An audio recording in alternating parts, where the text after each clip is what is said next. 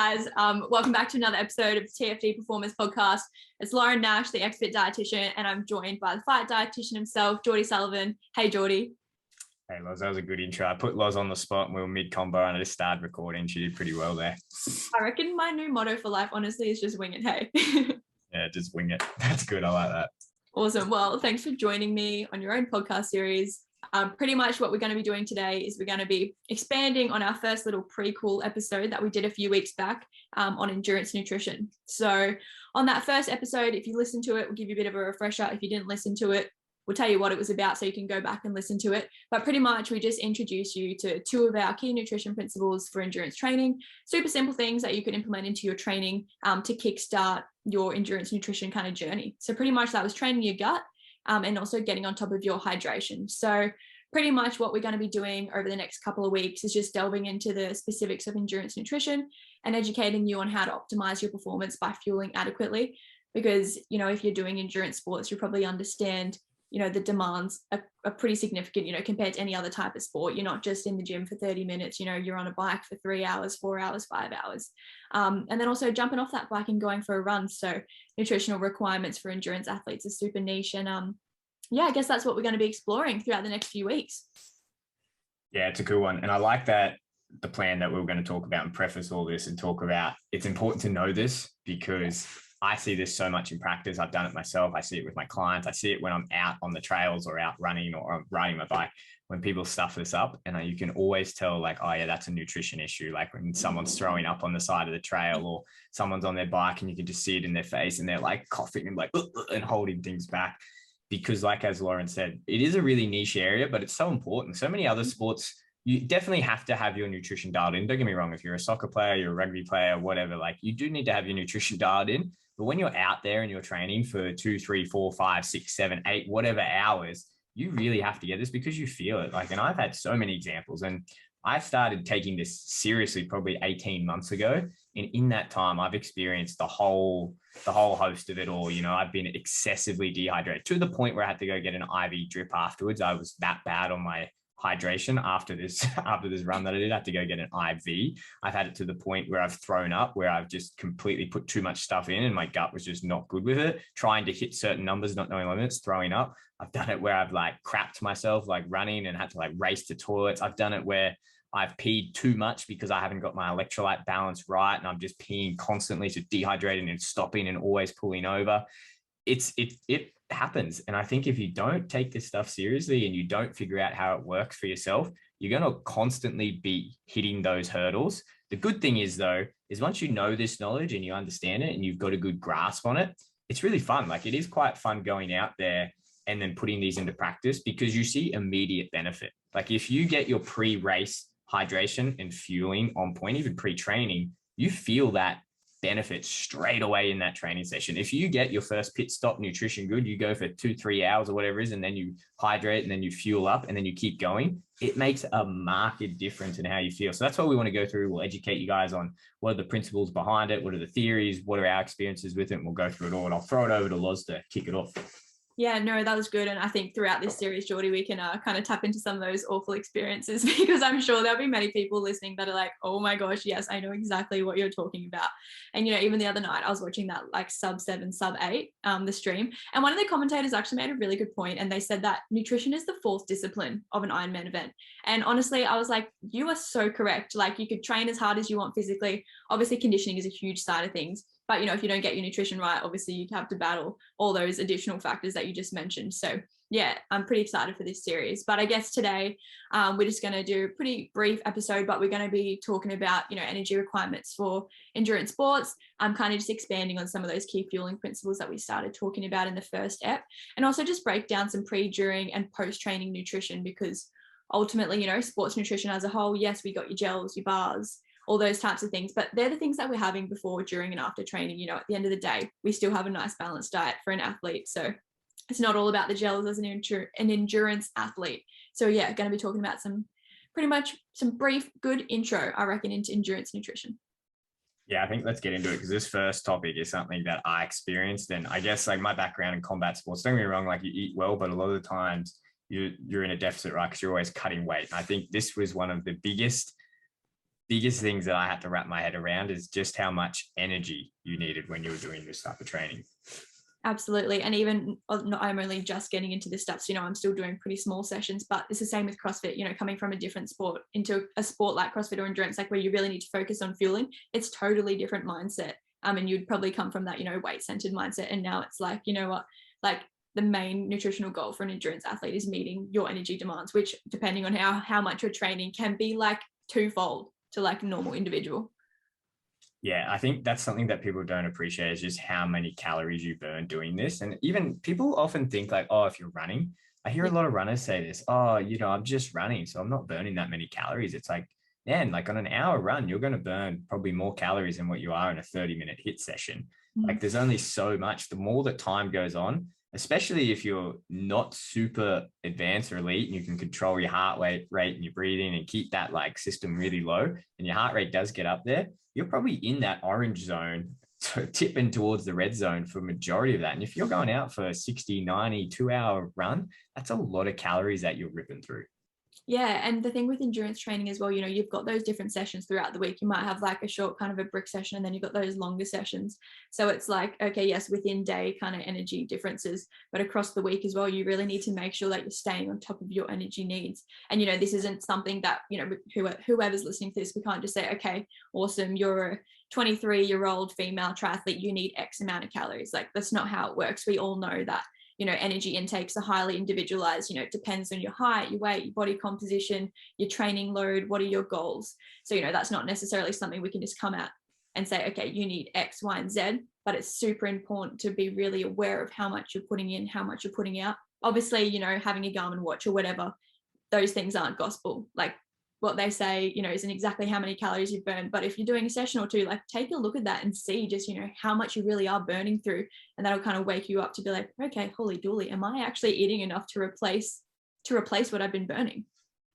Yeah, one of the biggest things I used when I started was my recovery. And that's something a lot of people don't talk about. They talk about having energy for training and training, do this for training and do all this effort for training. But it's like, yeah, but you can only train as hard as you recover. And especially when you're doing this and you're out there and you're training for hours on end. If you're doing brick sessions, you could be out there for 6-7 hours, you're biking, then you're running. Like it's a lot of impact on your body as well.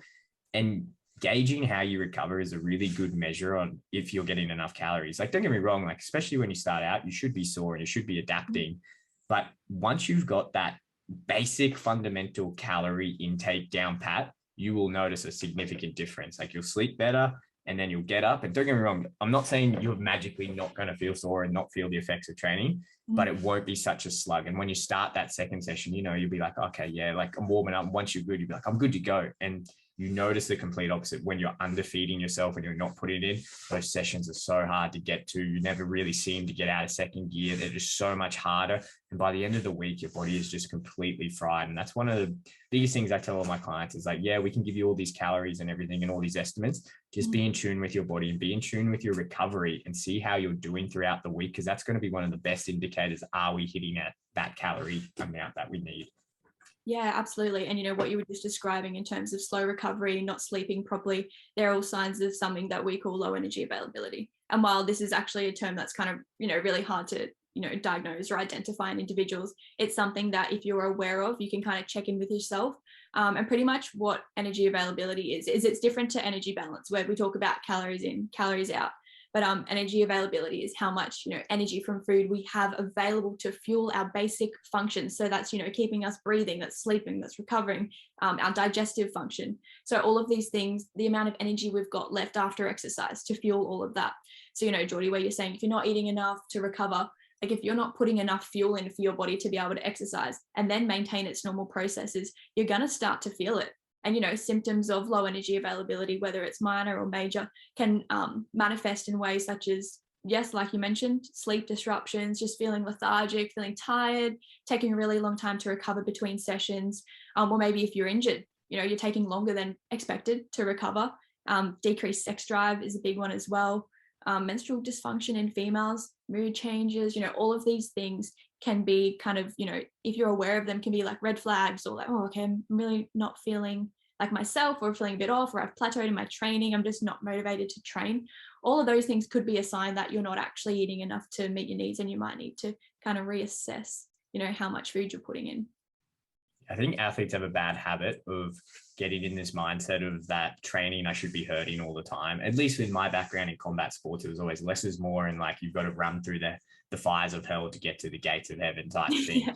And it's absolutely not the case. An athlete shouldn't be thinking that.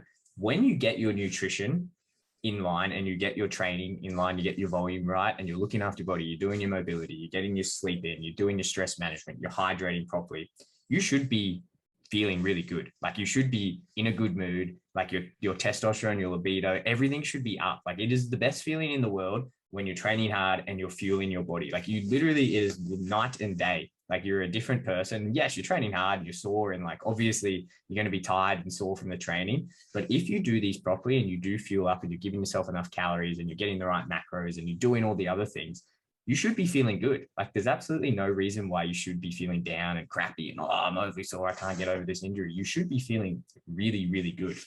Yeah, for sure. And I think, with endurance training, depending on what your load is like, you are going to be tired. Like that's normal, that's expected. But as you said, yeah, if you can get on top of your nutrition and that's fueling properly before, during and after and around the whole day, not just that pre-workout meal or just after, it's like a 365 day year thing. If you're always on top of your nutrition, okay, you might feel less shit, you might feel less tired.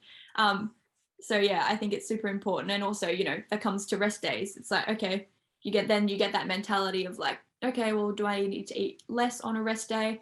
But if you've got, that really kind of high variable training load throughout the week, chances are you're probably going to be in a maybe negative energy balance state. So by then reducing your energy intake on those rest days, even though you think in your head, okay, I'm moving less, I need to eat less, probably going to do yourself a disservice by actually reducing your energy intake, because to promote, muscle glycogen storage and synthesis, which is ultimately our fuel tank, we need to be in an adequate state of energy balance for that process to occur. And also with muscle protein synthesis, we need to have enough energy on board for these processes to keep working.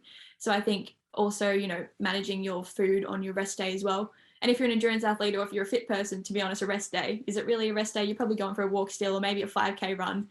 So all those types of things is something to consider as well if you're listening and you think, oh, kind of guilty of that. On those days I move less, I significantly eat less. And I guess, of course that comes back to your goals. But yeah, I think fueling properly around the clock is a big priority for our endurance athletes.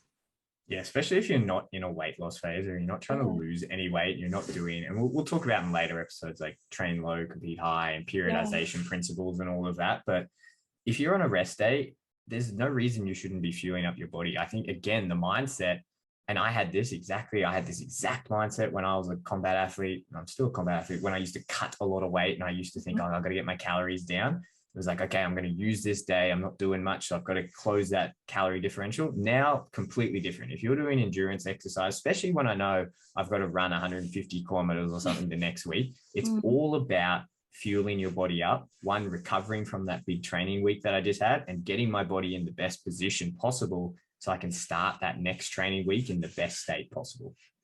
Absolutely. No, that's really good. That's a really good outlook. And I think, of course, yeah, around the clock nutrition is important, but, maybe next we can talk about like pre, during and post nutrition for training. Because I think that's a super easy one that one done correctly can have a massive impact. So, we can just touch on those principles. What do you reckon? Yeah, that's good. I think one thing we should mention, I know we're going to get this question, is like macros with it. And I think one thing I will say, and again, coming from my background, is like we all have this carb phobia. Most athletes do have this carb phobia, and there's a lot of debate. I get, and we'll get into this in later episodes, because I think there is merit in adding more fat into your diet, and the whole fat adaptation thing, I'll give my thoughts on in later episodes. One thing that has become abundantly clear to me from doing this is that if you want to be a successful athlete, if you want to continue to increase your training load, if you want to continue to keep recovering as best as you can and keep improving as an athlete, you need to have a good high carbohydrate diet doing this. And that's not me saying you need to be eating sugars and eating candy all the time and smashing whatever, but you do need to have a good high carb diet, and you need to have a good balanced diet. You need to be getting a good amount of protein. You need to be getting a good amount of fat, fiber, everything else. This world, I know people do it where they jump onto the fad diets, and some of them do keto and they go completely plant-based or whatever. Like, I feel that it would be very hard for the average person to do those things and do really well in this sport. It's be very hard to be a good endurance athlete and follow those very restrictive diets, because it's just so much load and so much work on your body, and you feel it. And it's the worst feeling ever when you're not hitting, especially your carbs. If you start, once you get up there, I feel like it's like an addiction type thing. Once you get up there and you realize how good you feel once you get these carbs and you glycogen like stock up, and then you go train, and then you go back and you fill everything up, and then you go to your second training session, you're like, whoa, I still feel really good. You feel so much different when you don't do that. Like, for whatever reason, you can't get access to all those foods. And I think that's an important point to make, because a lot of people, a lot of athletes come into this, whether they've come in from other sports or whatever, like I did, and they think, oh, maybe I don't need that much carbs. I've got to go get fat adapted or whatever. It's like, no, you absolutely need those carbs, and you need a lot of them. Yeah, absolutely. And I am excited for those episodes where we talk about the train low, compete high principles and all the fat adaptation, because there is some really interesting science out there. But when you understand, like, the human's physiology and like how efficient our body is at using carbohydrates as fuel, it's super interesting, because obviously it's a huge metabolic shift in terms of like using fat as fuel. But that's definitely to say that fat plays a huge role in an endurance athlete's diet. And, you don't want to restrict that, but carbohydrates definitely are king. I feel like we sound like broken records because we always say it, but it's so true. And, even I guess just to give you guys, like a numerical kind of value on this, there's a lot of guidelines out there in terms of carbohydrate recommendations for athletes. And if you think, say, you're trained really low, you'd be wanting to get to that like 3 to 5 grams of carbs per kilogram of your body weight per day, which still is actually quite a lot of carbohydrates if you times that by your body weight. And then as we move up in intensities for training, so say, for example, maybe you train 1 hour a day, they recommend to have like 5 to 7 grams of carbohydrates, which again is actually quite a lot of carbs. If you put that into like how many slices of bread you would need to, say, make 800 grams of carbohydrates or something, it's an insane amount. And then, we get up to like 8 to 12 grams per day for like those elite high level training athletes. And it does sound like a lot, but, like we'll get into it. And if you've listened to our podcast before talking about energy metabolism, our body can literally break down, the storage form of carbohydrates, which is glycogen. It's our body's primary source of fuel. And hence, to be able to fuel our session, like our body is our engine in these triathlon events, So it's super important to be putting that fuel in the tank. And we will get into that in terms of the fat carb. I think that'll be a really interesting episode. Yeah, I think I've trained my body at least before big training days. And if I have like events on that I have to get ready for, I can get up to about 8-9 grams per kilo. And you feel the difference. Like, you really do feel the difference when you get that in for a couple of days and you glycogen load up, because I've done it where I just haven't done that, where I just haven't got those amounts in, and it's night and day. You feel so much better. It's just that first, not even the first part of the race. Obviously, you're going to be topping up your blood sugars as you're going throughout the race. And we're about to get in this with our pre-training and during talk, but having that high carb diet going into it, so much better. It's so much more beneficial. And really, when it comes down to it, everything we know in the research says that at this time, at least, if you've got a high carb diet, you're probably going to perform better than the guy that doesn't. Yeah, that's exactly right. And yeah, it's funny with all those fad diets as well. Like I personally just couldn't imagine being an endurance athlete and following a keto diet. Like, oh, that just seems so hard to me. Even the mental side of knowing I don't have heaps of carbs on board, because to me, carbohydrates equals fuel. Yeah, and it's like, we'll get into it, I'm sure, but I can kind of rationalize out thinking of why people are like, okay, I want to get more fat adapted, but like, just training gets you more fat adapted. I think a lot of it comes, and this is why we want to do this series, is that there's so much misinformation or like half truths, because like becoming more fat adapted, like, it's not a bad thing. Like, that's what you're trying to do with training. That's the goal of endurance training. You want to spare glycogen as much as you can, but just as how important is a like high fat diet for that? The research and what we know from the science, probably not as important as what we would think. The training itself is going to do that far more than what your diet is going to do. And we'll talk about all of that. But I think let's go into the pre-training. Let's finish off with that, go into pre-training, and then, maybe a little bit of during and post, and finish it off. Yeah, for sure. Because on our next episode, we're going to really kind of delve deeply into that intra-training and intra-event nutrition, because it gets pretty confusing, with our carbohydrate timing, type of carbohydrates. So we're going to delve into that in the next one. So we'll kind of touch lightly, I reckon, on probably intra-training nutrition in this podcast, but I still think it's good to address all three at once. So I guess, yeah, pre-training nutrition, obviously what we're having immediately before our session, intra-training nutrition throughout our session, and then post-training nutrition, following our session or our event. So these are the 3 times we can really optimize our nutrition to support not only our performance, but our recovery. Yeah, it's interesting. It definitely makes a big difference. Like I keep saying, pre-training I find is the one, and I continually experiment with this because a lot of people train in the mornings. I'm a big morning trainer. I get all my big sessions in the morning. How many people do you know that just wake up and go, I can't do it. I can't eat. And I think like me and Loz spoke about on our last episode when we introduced this whole series is that it's something you can train. It's like if before we even get going and tell you this, and if we say any of this and you're like, wow, that sounds like way too much food. Yeah, it probably is. Like to you right now, it probably is, but take it from someone who's done it. Like we couldn't eat anything before I trained, and now I can eat quite a lot before I train. Is you can train your gut. Your gut will get better at it. It's just like anything else you do. If you go to the gym and do more biceps, you'll be able to lift heavier and your biceps will get bigger. If you train your gut to eat before working out, you will get better at it. Absolutely. Yeah. And I think from that last podcast, you said just start at say 30 grams of carbs. That's enough to be able to kickstart, that could be like a muesli bar and a banana or something like that. I think you mentioned, get on MyFitnessPal or something and just try and get a visual idea of what that amount would look like. But pretty much, yeah, before training, obviously, yes, it does depend on time. How much time do you have before your session? Do you have maybe 2 to 4 hours? Okay, great, get a big meal in. But for a lot of people, we know, that extra 15 minutes of sleep is sometimes a little bit more tempting than getting up with enough time to fuel properly. But pretty much in that window before training, you really want to focus on those simple high glycemic index, high GI carbohydrates that are going to digest quickly and cause minimal upset to the gut, because you've had a few of those instances, Geordie, and I'm sure they're not very pleasant, are they? Yeah, no, they're not at all. And yeah, I always say to people, if you are going to play around and do this, make sure with your running or your riding, swimming, I probably wouldn't recommend doing too much of this because you wouldn't want to do it in a pool. But if you're running or riding, make sure you've got toilets on your path, because if you do overdo it and you do overstep, which is all part of the learning process, I guess, but you will need to use that toilet pretty fast. And again, reinstating why we always say don't try anything new on race day, because you don't want to have to experience that for the first time and shave off add on a couple of minutes because you were too busy in the loo.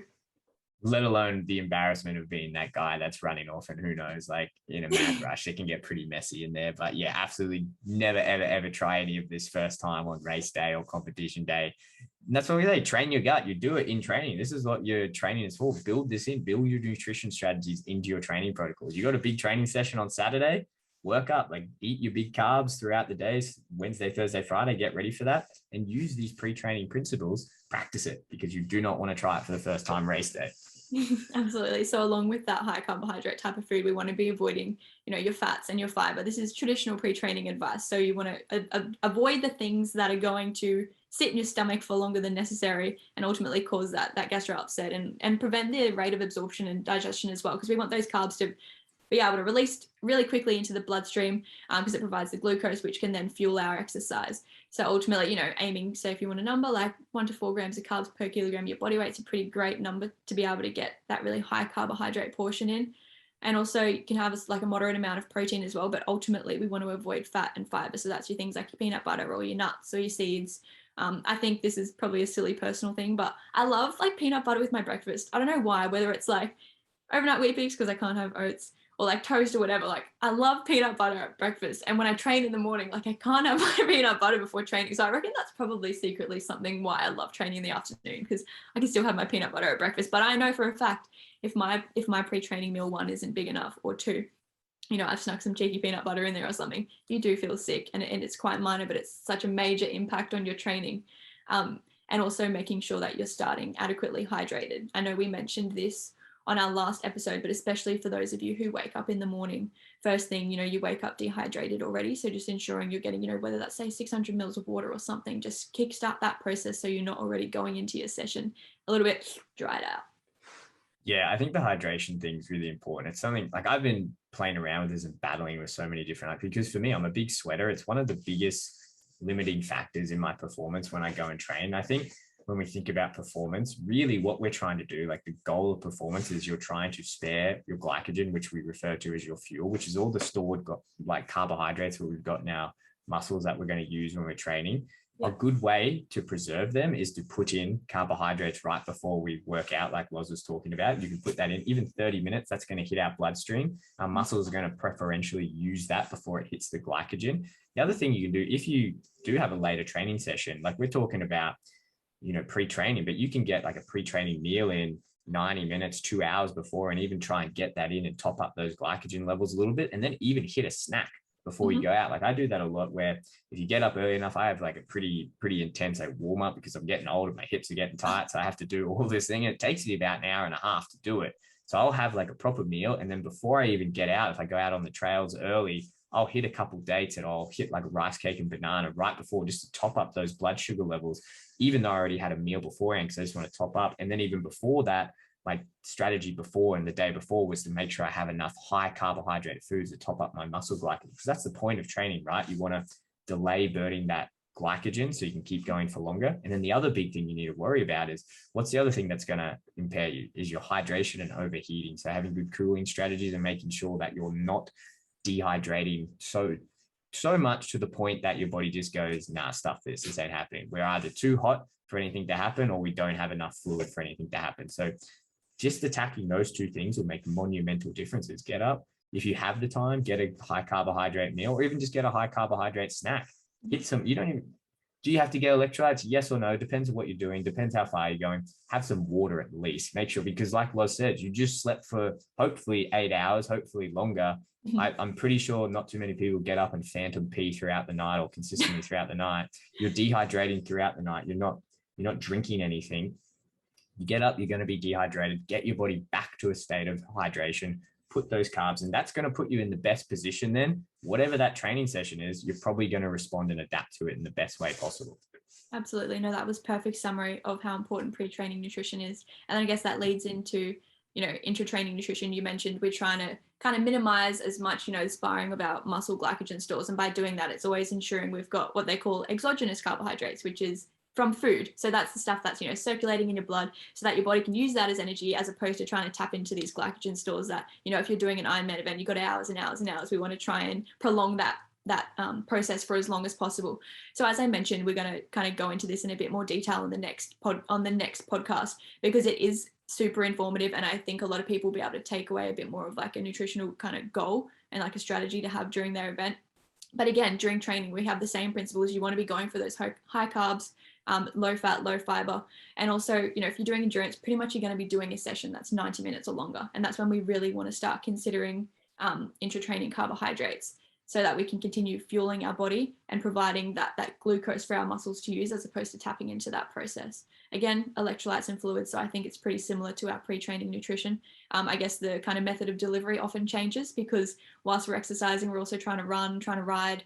I personally don't know anyone that's eating whilst swimming, but that would be interesting. I guess maybe have a sip at the end of the lap while you're training, but during an event, pretty much you don't really fuel during your swim events, unless you're doing one of those super ultra, what is it, like an ultra Ironman or something? They swim for like 10Ks. Yeah, those guys eat. They stop. Yeah. They have spotters or like that go with them, and then they just float and eat, which is interesting to see when you see it actually. Yeah, and it's one of those things, as a child you're like, you have to wait 1 hour, after eating lunch before literally. you go to swim, and then you're like a 30-year-old person. Sorry, my phone just rang and I just totally lost all sound. Like, again, that's where training to go. Oh, good one. You gotta put that on Do Not Disturb, Geordie. Yeah, I normally do it. My bad. But yeah, so I guess no, you're all good. So yeah, I guess with endurance, in the middle, we're kind of getting our food primarily then from gels, or from, carb powders, from liquids, whatever method of delivery is the most comfortable for you. Some people love gels, they're easy. Some people get super sick of that texture, that consistency after a long time. So you can do things like your pretzels, like your muesli bars, Cliff bars, making little sandwiches. One of my friends apparently used to have like potatoes. Yeah, honestly, if you prefer food over gels, go for it. But again, we'll talk about it in the next one, but it's like, should you be going for 30 grams an hour? Should you be aiming for 60 grams an hour? What does that look like across the hour? Obviously, you're not going to shove 60 grams in your mouth at once. You could do that strategically, breaking it up. Say, how many grams do you want to have per 20 minutes or per 10 minutes or something like that? Because we want to try and optimize our body's efficiency at using those carbohydrates, which we'll talk about in the next ep. But anything else you kind of want to touch on today with intra-training nutrition? Yeah, we'll get into it a lot more, because that's super interesting. Once you're, especially as an athlete, it's interesting to know, like, I personally don't like gels. I've experimented with a lot of them. I experimented with a lot of like sports subs, and I just feel better with food, and like I will eat potatoes and things like that when I go out. And it's just, but it's interesting because everyone's so different, but it's cool because it doesn't really matter what you pick and choose. As long as you understand the principles, you can make it work. And then it's the fun game of, okay, what works for my body? And I think one of the other things that's really cool, and unless you go in and do it, and I think if you're just reading textbooks, you won't appreciate, as like Loz said, is like there's a logistical practice of like running and eating and then maintaining your breath, especially if you're like going for pace and you're doing decent times. Riding is even like, that's a skill in itself, being able to reach for your bottle, like get a gel, crack it open. And like, you have to be pretty good. Like, especially if you're a beginner and like a novice, that can be very difficult. I've seen a lot of people stack their bikes and drinking water and what. Yeah. And so it's like, it's a real thing. And even getting that right is really, can be tough at times, but again, it's something that you want to practice in your training. The sooner you start practicing it, the better. But I think we'll go into it more depth, because once you understand the principles, it makes those food choices a bit better. And you can go, oh, okay, I can understand why people do Clif Bar, and then they do also apricot bites, and then they do this or that. And so we'll hold off talking about that too much until we get into the nerdy science of it next episode. Yeah, and that's fun. It is. There is a lot of nerdy science and endurance sport, and it's fun. But also, then it's like, okay, how does this translate into the practical world? Yeah, and that's a big one, right? Like, I think you can listen to all of this, but at the end of the day, go out and try it. Like, at the end of the day, your body's so unique to you, and what will, like, me, what works for me and Loz is a high chance maybe it will work for you, but high chance it won't. And you got to go out and you got to experiment and you got to figure out. And the only time to experiment is during your training. Like I said, do not do experiments on race day. Yeah, 100%. Well, I guess that brings us to, post-training nutrition. And again, depending on your training load, you're probably training twice a day. And what's super important, obviously, post-training nutrition is important regardless, but even more so if you are training 2 sessions a day, because you go into that first session and you kind of say this is your glycogen like tank or whatever, you're depleted. So you use some of that energy. And then if you don't properly replace that come the second session, you're already starting that second session in a depleted state. So you're kind of, setting yourself off on the wrong foot by not properly kind of filling up your energy reserves. So we always, all the bros like, yeah, got to get my protein shake in. Obviously, kind of bro science is very different to endurance science, and protein 100% has an important place in post-training nutrition. We want to aim for a really good serve of like high biological value protein. So that's, whether that's your meat or like your whey protein, your vegan blend proteins.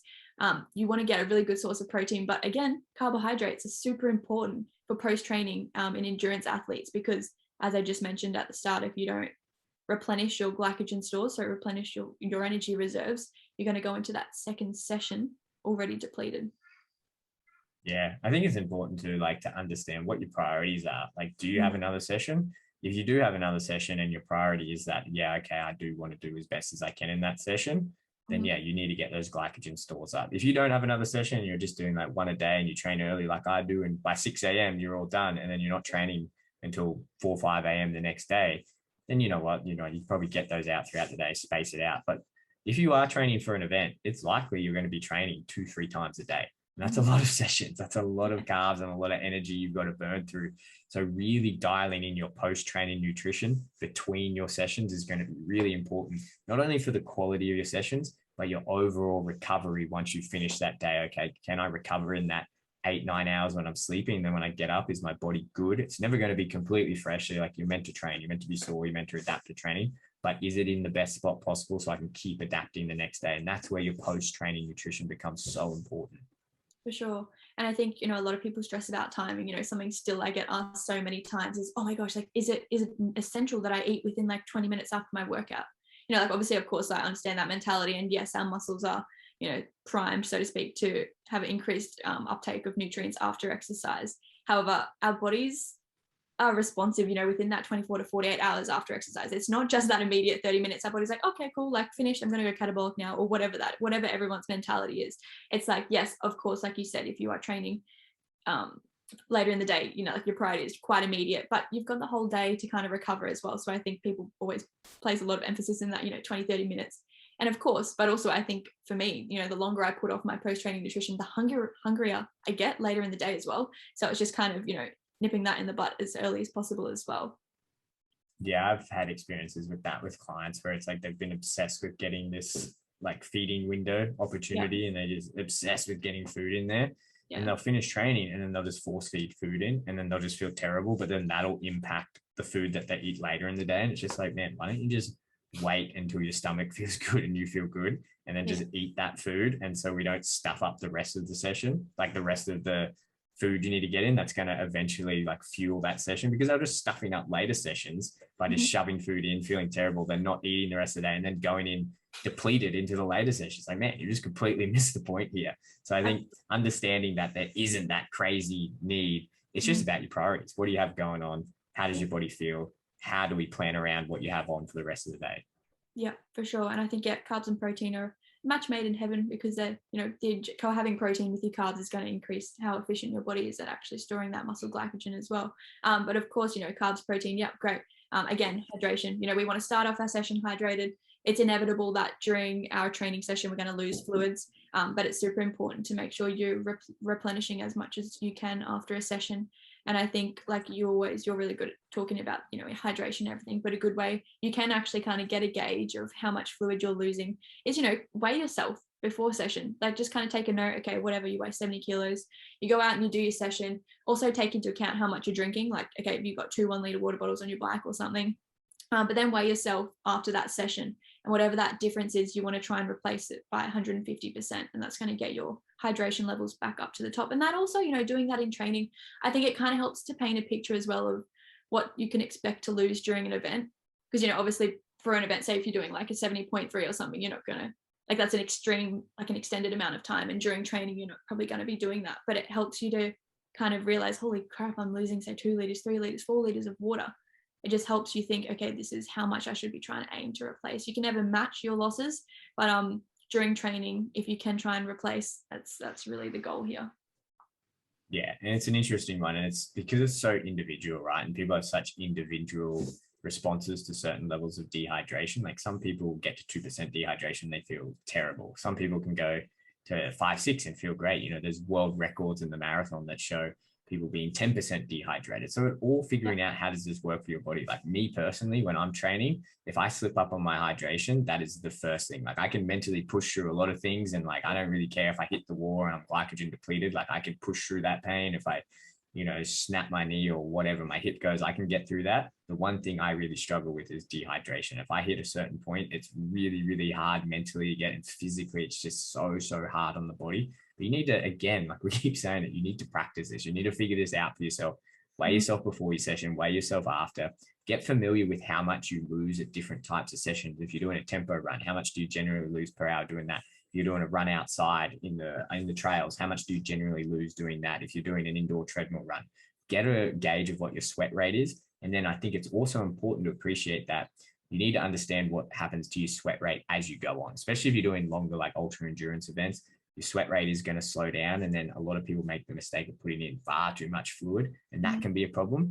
But work with someone and figure it out. Like, you can train these things. Like, okay, how much did I lose when I did this 1 hour session? And then how much did I lose when I did a very similar session, but I did it for 4 hours? And you can get a good gauge of how your fluids and needs will change throughout that. And then we'll obviously get into this a lot more. And then obviously getting the right amount of electrolytes in, and then pairing that with your liquid carbohydrates is very, very important. But again, we keep saying this, practice it in training. Like, when you've got these sessions, weigh yourself before, weigh yourself after. Okay. And then see how you feel putting that much in afterwards, and then have a go at just putting in, say, 30 mils, 50 mils every 10 minutes, whatever you're comfortable with starting, and then slowly build it up. Again, it's going to feel uncomfortable when you start, but you will get better at it. Absolutely. And I think, I don't know if it's just us because we're dietitians, we think all this stuff is cool, but I just think as an athlete, like, how great is it that you can be aware of all this stuff and know, okay, what makes me go hard and like what makes me go super fast. So it's like having that really awareness of your nutritional needs can have a massive impact, just increase your confidence and like, yeah, okay, I know I'm going to put this in, I'm probably going to have a really good session. So it's like all these things that come together to try and help alongside your training. Obviously the physical conditioning is super important, but nutrition, they go hand in hand. Yeah, and something I always say to people is, like, on the other hand, you don't have to care about it. Like, you don't have to give 2 shits about all this. Like, if your goal is just to go out there and you just want to run a marathon and just get through it, like, power to you. Like, just go train, do whatever, and just, like, who cares about it? But if you are serious about an athlete, if you are serious about becoming better every single day, and you want to be competitive when you go out and do that race, and even if you're competing with yourself, you want to smash your time, you want to keep improving, there's no ifs or buts. There's no questions. Like, you have to take this seriously. You have to do it. There's just no way, especially in endurance sport, where the top guys and the guys you'll be racing against all will have theirs dialed in. There's just no way you can compete, and no way you can keep getting better unless you have this stuff dialed in. Yeah, definitely. That's a really good point. And I reckon we'll probably wrap this first episode up on that one. So pretty much pre, during, post-training nutrition, nutrition at nighttime, nutrition in the day. If you want to get that level up, I think dialing that in is super important. And yeah, I guess as we go on, I think our next one we're probably going to be really delving into training nutrition. So getting your carbohydrate intake on point during your event, and also carbohydrate loading leading up to the event as well. So that's probably what we're going to talk about on our next potty. But you have any final words? No, that was a good one. I'm looking for. I'm just flicking through the notes for the next one, and this looks really cool. Actually, this is kind of something I wish I knew before I started doing endurance training. So I'm very, very interested and very excited to talk about this one. So let's wrap this one up there, Loz. Another good episode. Cheers for that. Awesome. Cheers, Geordie.